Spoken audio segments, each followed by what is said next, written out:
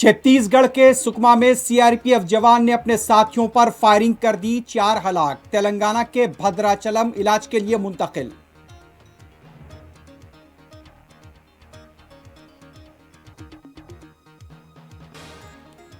मेघालय के गवर्नर का किसानों से मुताल्लिक बयान हक बजानिब। राकेश टिकैत का रद्द-ए-अमल।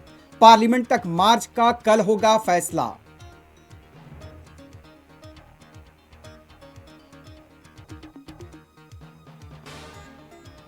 तमिलनाडु के चेन्नई और दूसरे अजला में शदीद बारिश। आज और कल तालीमी इदारों को तातील। इमदादी सरगर्मियां जारी।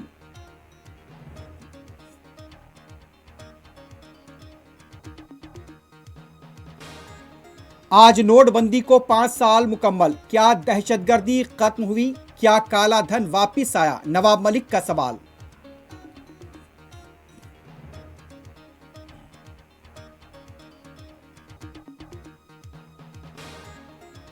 मुल्क में आज कोविड के 11,451 नए केसेस, 266 अमवात।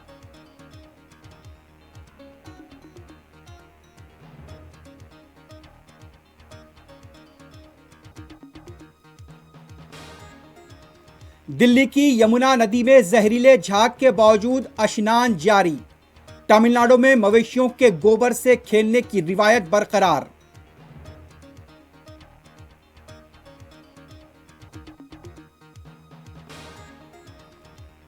यमन के मारब में सऊदी फौजी इत्तेहाद की बमबारी, 160 से ज्यादा बागी हलाक।